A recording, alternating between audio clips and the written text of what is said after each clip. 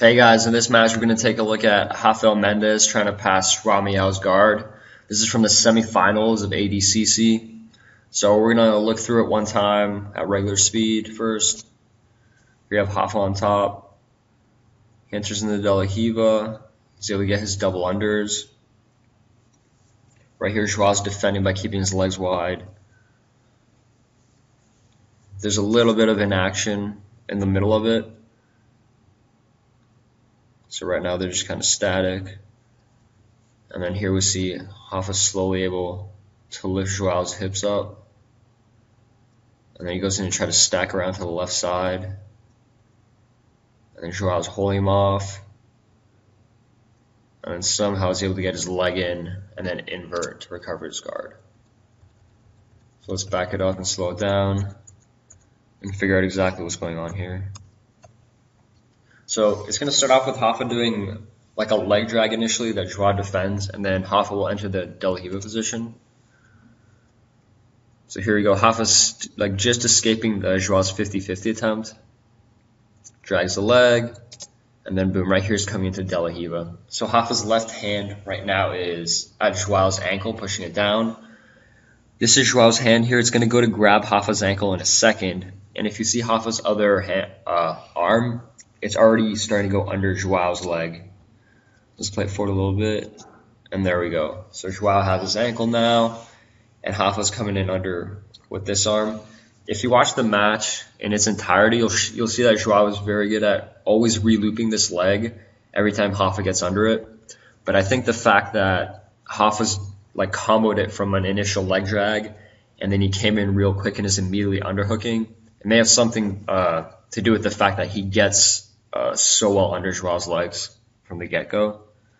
So you'll see as Rafa gets this arm in deeper, as he feels he has the underhook fairly secure, he's going to switch his other arm in so that he has both under. So there, that's in. Second arm is in. Just watch one more time. Comes in. Right arm goes in deep. Left arm switching under as well. And then if we see what Joao is doing, right now he's posting a little bit with his left leg, and he's trying to keep his legs really, really wide. Okay, you can tell by Rafa posting on his left foot that he's trying to come around to this side and stack Joao's hips to face Joao's left. And right here, it kind of gets in that static position. Let's back it up one more time and take a look at what Joao's left leg does as he gets stacked. It's going to post into the ground, making it harder for Rafa to turn him. Okay, right there. That little push off. Again, if Rafa were to try to drive, that foot in the ground gives you some, like a counter post against that. From here, also see that Rafa's leg is up. The camera's going to change angles, and when it changes, you'll see that Joao will try to loop his leg under here, try to hook under Rafa's leg. If he's able to get that, then Rafa's arm gets in like a pretty compromised position. So you'll see what happens when he attempts it. Rafa's going to put his knee down on the ground.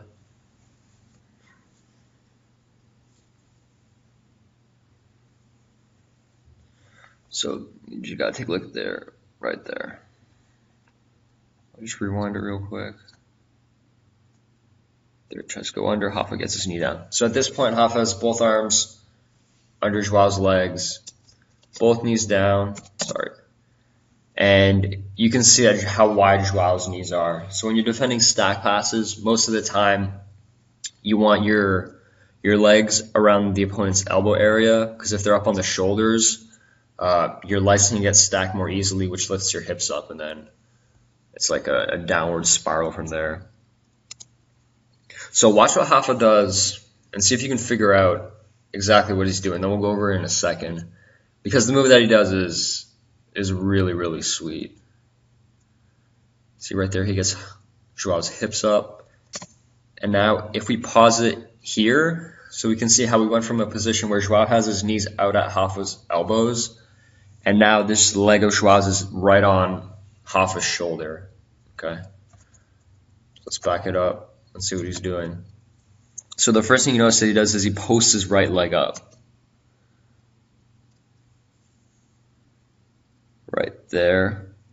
Now the angle is kind of bad. You can't entirely see what he's doing, but Like, I'm pretty sure I know what's going on. So with his right leg, right now his right leg is inside his elbow, okay? And what he's going to do is he's going to use his right leg and put pressure somewhere along Joao's hamstring. And once he starts to move that leg towards the ground, you'll see it forces Joao's hips to come off the ground. For Joao, what he wants to do is he just wants to keep his hips stapled to the ground so that Rafa can't get under them. But using his leg, he's going to start moving Joao's femur, which is connected to his hip. And that's going to start lifting Joao's hip a little bit. As the hip lifts, you'll see this arm will be able to get even deeper around. So right around here, you can see Rafa's trying to put pressure down with his knee on Joao's leg. And there go the hips. So the hips are up. Joao's leg is very, very close to the ground. The second leg is forced to come up because it's attached to the hips. And now take a look at Rafa's left arm.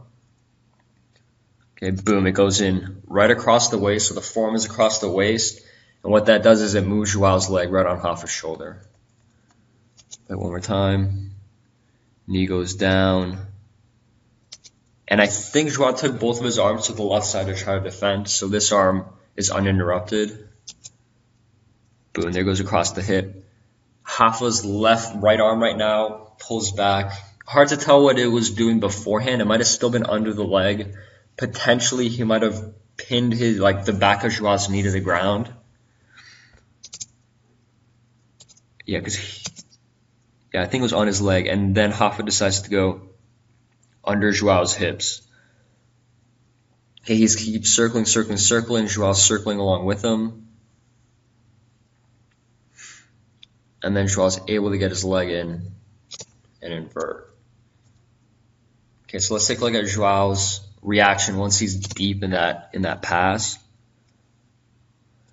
So again, Rafa's able to get elbow deep. At this point, it's like Rafa's in a real advantageous position. Like the pass is pretty close. You can see the first thing Joao does is with his hand he posts right on Rafa's hip. If you guys check out the Marcio Andre and Cobrinha video that I broke down, you can see that Cobrinha does a very similar thing from a similar situation. He wasn't in a stack, but it's very, very close. So check that out if you can. And from here, I'll rewind it real quick. But Joao's first move is he tries to take that far leg and loop it back in. So one more time, look, he's going to post with his right hand, and then his left leg is going to try to loop around right there. Okay, you can see it peek out a little bit. But at this point, Rafa's so deep in the pass, and when I say deep in the pass, what I mean is he's turned Joao's hips too far towards the left. So Joao's other leg, it can't land on him. Okay, his hips are turned too much. Okay, so here Joao's even in more trouble because he can't get that leg in on Rafa. If he can get contact with him, he could get out of the position. So he's still holding him off here at the hip. You can see this leg is going to be posting a little bit so that his hip can't get turned even more. And Joao will be kind of scooting away. He's still holding him off. And then he will eventually be able, right here, to throw that second leg across. And so the big question is, what changed in the position that this time allowed Joao to get this leg across? Okay, boom, there it goes. And so the answer to that question seems to be the positioning of Joao's right leg. Okay, so what you'll see happen is, right now, Rafa is attached to Joao's right leg. He's got the forearm across his shoulders driving here. And this is what's turning Joao's hips to the left. Again, if his hips are turned to the left, he can't face back in and get his left leg on Rafa. So what he's going to do is he's going to take a little bit of a risk, or maybe it's the only option really available, but he's going to let this leg drop to the ground. So it's going to clear off of Rafa's head, and at that point, Rafa will no longer have control of Joao's hip position as much. So you'll see this leg of Miyao's is going to just go forward. Okay, it's going to clear off Rafa's head, and then at that point, he's going to turn his hips to face him, and then he's going to throw this leg in. Okay, because Miyao has such good flexibility too, he's able to get this foot really, really close and get it in tight. So right here, Boom. There, that left leg is cleared off, and you can see there's his foot already coming in and across. Play one more time.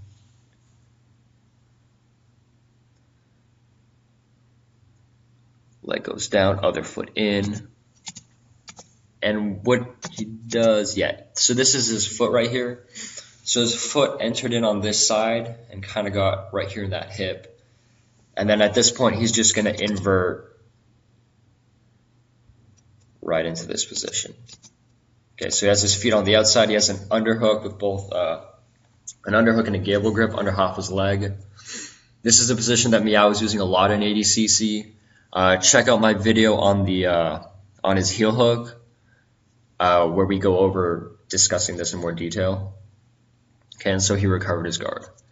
I'm just going to play out the whole thing one more time, regular speed. See if you can pick up on all the little things that we discussed. So there's the Del Hiva, goes under with both. Miyao has his knees out wide.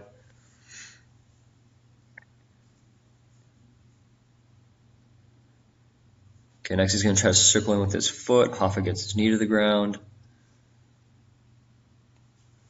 And then right here, Rafa's going to get onto his right leg. Use that knee to pressure the thigh, which lifts the hips up. Gets that shoulder deep around the knee, starts trying to walk. Miyao holds him off with his hand.